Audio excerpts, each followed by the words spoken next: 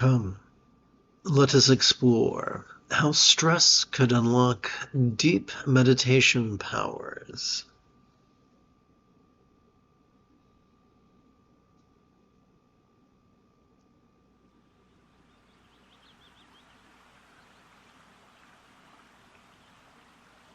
Together, let us... Oopsie, that's a little too loud. Let me lower the volume a trifle. Together, let us... A little bit lower. There we go. Together, let us relaxingly recite.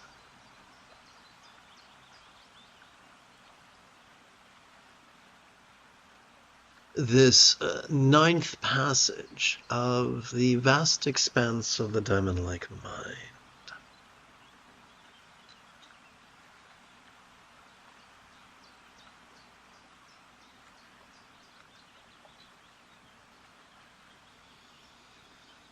It's going to begin rather opaque, and then the commentary will start.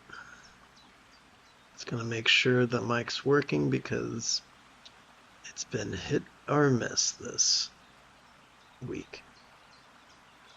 Testing, testing. It still seems to be working. Wunderbar. Das ist wunderbar. Together. The stress of beings is the bodhicitta, or mindset of enlightenment, that fully manifests while pervading all. Without ever being moved, it abides equally, just as the reaches of space. But what does that mean?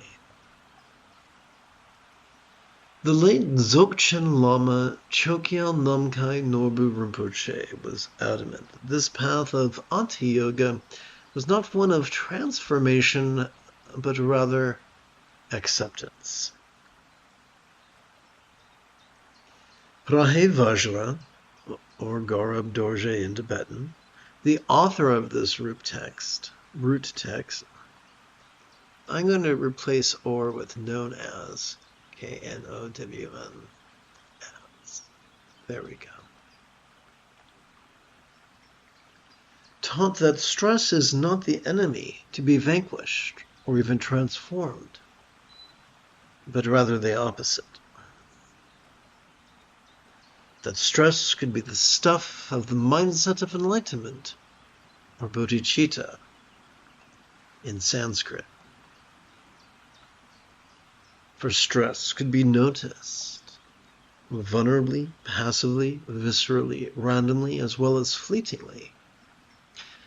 And into our awareness of stress, we could physically relax as well as mentally release.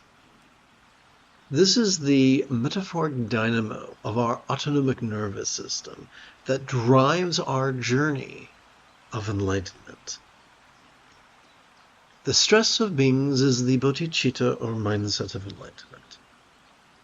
Like a factory-installed program on a new computer, every complex life form is wired to notice and relax, in harmony with their phases of respiration. And so what I think I'm going to do right now, just for fun, is add an image.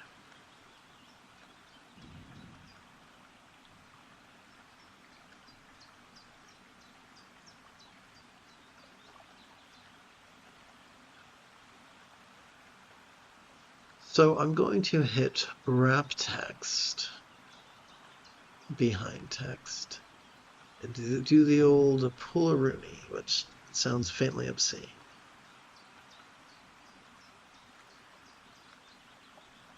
Once again, testing. Okay, because OBS has been a problem child this week.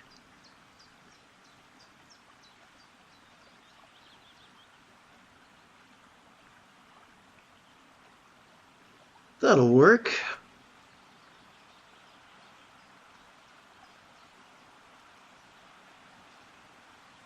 Like a factory-installed program on a new computer, every complex life form is wired to notice and relax in harmony with their phases of respiration.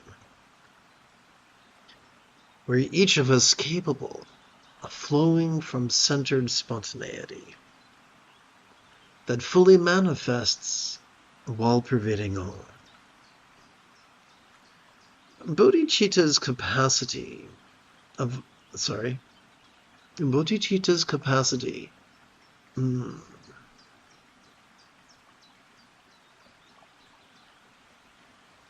not sure about that verbiage, but let's continue. Bodhicitta's capacity of our autonomic nervous system to notice and relax is not a god or a goddess. It is not a sentient entity capable of hating or loving, punishing or rewarding. Wherever we venture, wherever we wander, wherever we are dragged, as long as we have our sympathetic and parasympathetic nervous systems, we are capable of walking this path of mindfulness and meditation.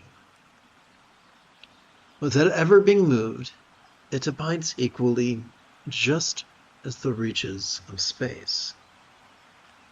Stress is not an indictment. It is simply a fleeting phenomenon. The 4 bases of mindfulness, or satipatthana in Pali, of the mental, the interpersonal, the physical, and the circumstantial.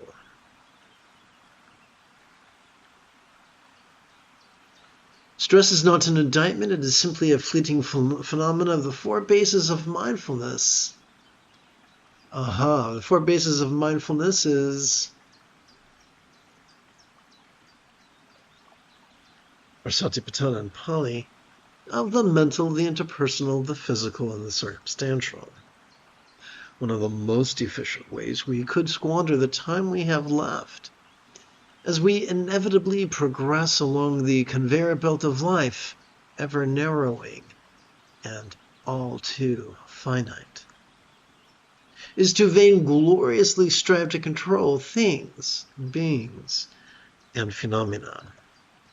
Better it could be to notice and release all the peril or safety, lack or wealth, illness or health, scorn or praise, and shame or fame that upon us fall.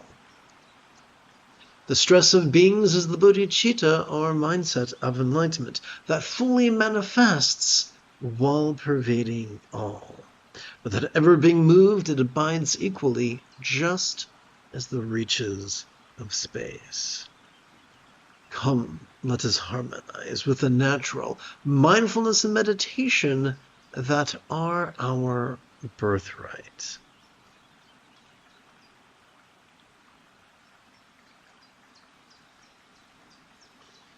Having completed our opening lesson, let us now shift gears. It is Qui-Gon Jinn Tuesday evening. Come, let us meditate like a Jedi after approximately 30 seconds of housekeeping. This is the Dzogchen Semde Lama Jigme Gyatso of the Buddha Joy Meditation School.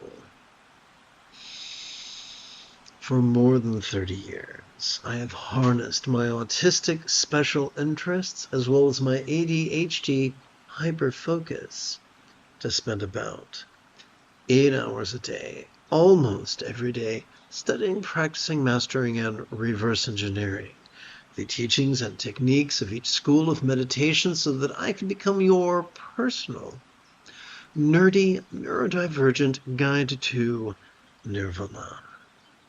Welcome, my friends, to Meditate Like a Jedi, which is made possible due to the generosity of viewers just like you. For the remainder of this evening's live stream, let's play with the latest iteration of very easy meditation practice text, or sadhana, if you're nasty.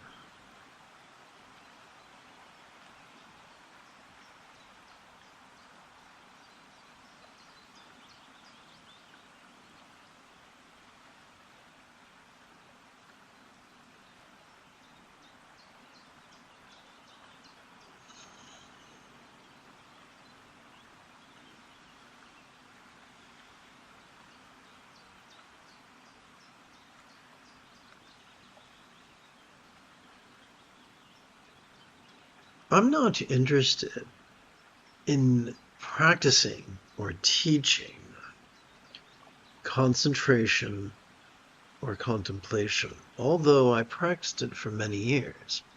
You see, the only way to perform that active focus or active analysis is in reliance upon our medial and dorsolateral prefrontal cortex. However, those tissues are it's like a sprint. However, sitting in meditation is a marathon. What happens if you use the running style of sprinting in a marathon? You injure yourself. Similarly, when we overuse the prefrontal cortex, we increase the probability of presenting with the symptoms of depression, as well as triggering our amygdala, the seat of both anxiety and aggression, which are the opposite of the peace and love that most of us would rather have. Fortunately, neither the amygdala nor the prefrontal cortex constitute the entirety of our central nervous system. In days of yore, what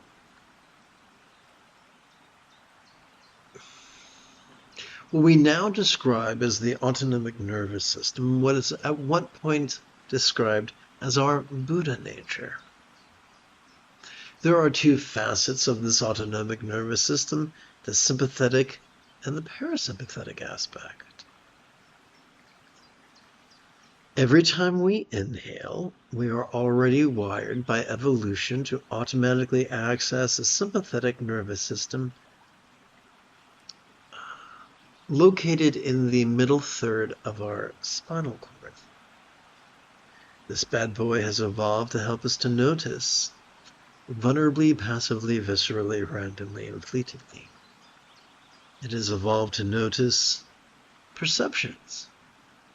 You know, sights, sounds, sensations, flavors, scents, and the like, including noticing emotions, intentions, thoughts, memories, and imaginings.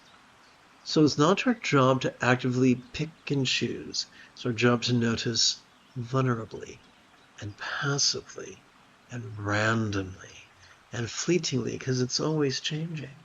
We're noticing the external, the internal, the physical, the mental, the pleasurable, the painful, the interesting, the boring, the glorious, and the grotesque, randomly, as if on autopilot.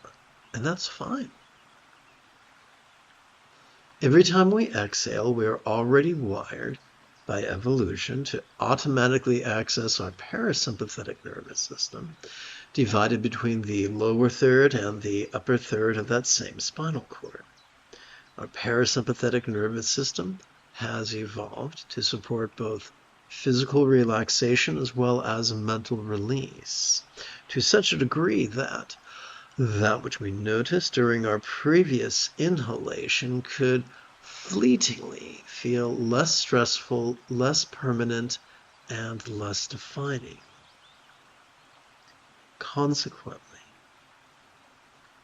our autonomic nervous system calms our amygdala and stimulates our anterior cingulate gyrus, that which functions as the hub of our mirror neurons, the seat of empathy, the root of compassion and love.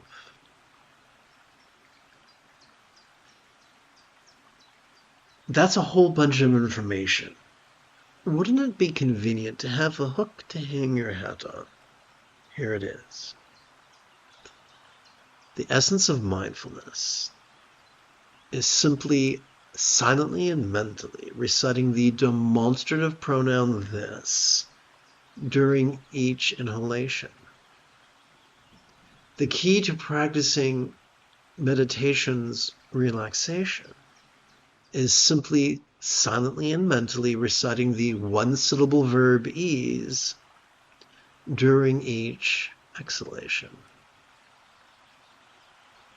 Now we know what to do with our brain as we breathe in and as we breathe out.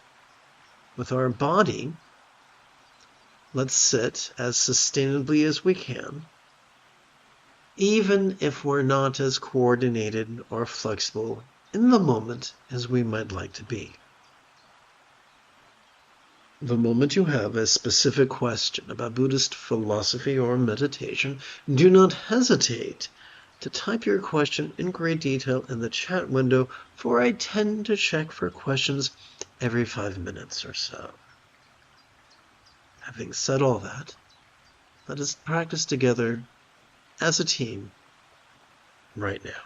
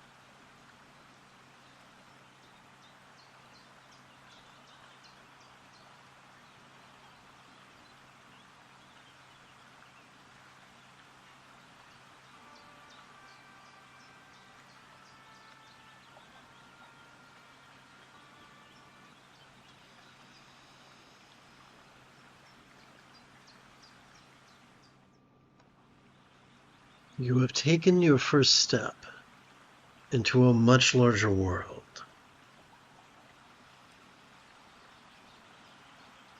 If you feel that I have earned it, you could give this live stream a thumbs up. You could even help support this channel. In approximately 11 hours, I would very much like to return to lead tomorrow's morning meditation class as well as group practice. And if you are as geeky as me, may the Force be with you always.